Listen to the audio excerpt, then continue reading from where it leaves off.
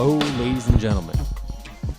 Sometimes I get random thoughts that pop up into my head, and those are almost gifts in a way because they are helping me give you guys examples of the topic I want to talk about. So today, let's go back to circa my probably freshman or sophomore year of high school. When I was a freshman or sophomore, one of the two, I took a weight training or physical fitness class, right? I had already done, I think, the prerequisite basic minimum stuff, and your boy was trying to get yoked. And so I took a little fitness class. And in doing so, I remember, I think it was like a weight training class, right? There was a weight training class which males used to take more than women because, back in the day especially, the mindset was that if women lift heavy or try to do crazy things with weights, they're going to get really big and manly, right? We know that's not the case anymore, okay? No big deal. But because of that, there was another women's class. I think it was called systematics or something. I don't exactly understand the convention, but the curriculum was different. It was far more female muscle focused, right? So anyways, that's besides the point. The reason why I bring this up is because we used to work out in a weight room, and occasionally these women from the systematics class would come in and work out. And I remember there was one day in particular that kind of stuck with me, and that popped into my head the other day, was that there was a day where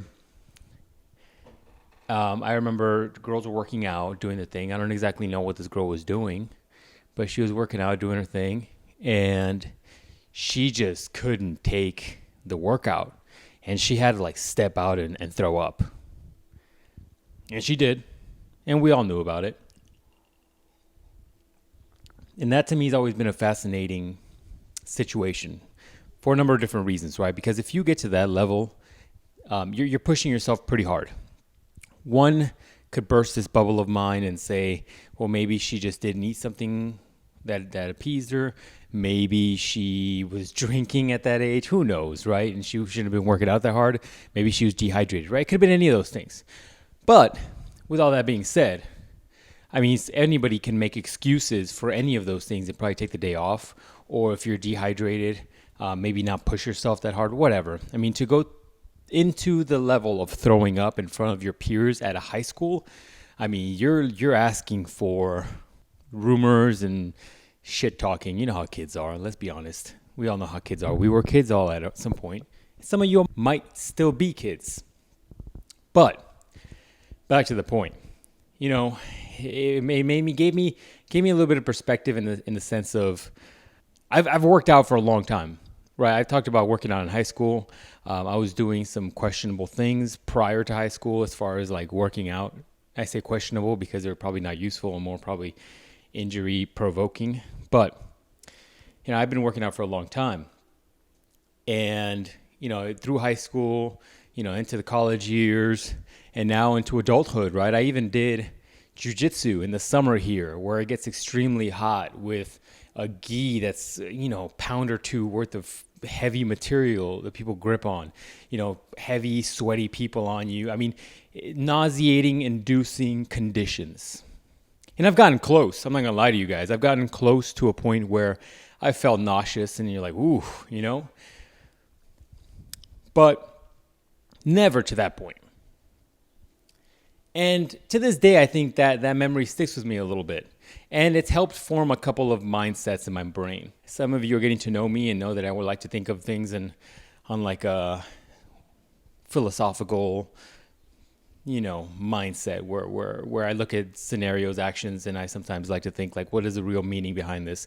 Kind of like what people do with movies, right? You watch a movie and it's impactful and you start asking yourself, what was the writer trying to convey? What was the message behind it? We talk a lot about some of these movies are incredibly impactful that have a message assigned to them. And so I like to do that sometimes with some of the things I experience in life. And sometimes you can get some great things out of doing that, out of that mental exercise. Because whether or not she was sick, whether or not she just pushed herself to a high level, it was still beneficial for me to do this mental gymnastics in my head and come up with maybe a more poetic reason for things happening. So I'll basically get into that now, because I feel like some of you are rolling your eyes by this point in the podcast. I allude a lot to physical fitness stuff because it's very easy to talk about physical fitness. It's a great example for most because it's a tangible thing that you can meter and measure and compare and see if you're improving upon or not, whether it's weight loss, whether it's your capacity for running, whether it's your cardiovascular conditioning, whether it's your strength. Whatever the metrics are, there's ways to track that, right? And that girl was an eye-opening thing for me because it made me realize that those little voices that creep into your head that tell you like, oh no, this hurts. Oh no, that you're going to injure yourself. Oh no, this is hard. Oh no, I can't breathe. Like those little voices that I like to call them very choice words in my own head. Those little voices that pop into your head come far before you're ready to quit. Before your body is ready to quit. Those little voices creep in, depending on who you are, probably extremely early, within 40% of your true capacity. And maybe even earlier for some of you. Those voices, a lot of times I would imagine, are probably some sort of defense mechanism, maybe some sort of biological, thing to save you in case you're doing something that would kill you, right? But those things impede your performance. Those things impede your ability to improve upon yourself because it is always easier to do the easiest thing. No duh, right? But think about that statement. It's always easier to stop working out. It's always easier to stop yourself from working hard and breaking a sweat or breaking your PRs. It's always easier to stop before you really start getting those chest pains from running. It's always easier to do the easy thing. But the easy thing is never the best thing for you.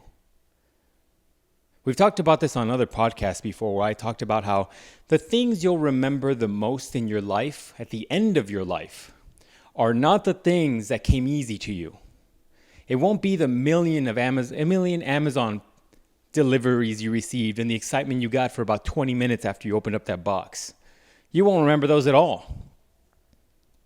The things you'll remember are the difficult things that you survived and the difficult things that you got past and didn't think you'd be able to do.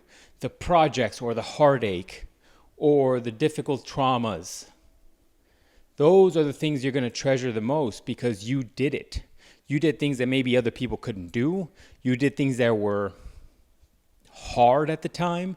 You did things that tested you and showed you who you were. Those are the things you'll remember. And of course, there's some beautiful memories in there, right? Getting married, having kids, whatever.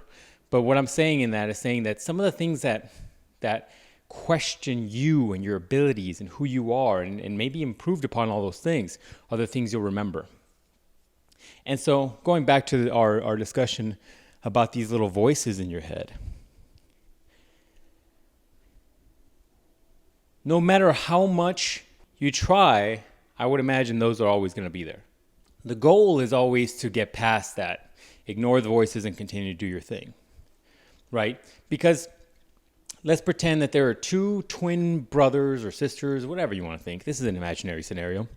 Let's pretend there's two brothers and sisters, genetically equal, that start at the same fitness level and both start running track, right? The first brother or sister, A, let's call them A. A is making the run.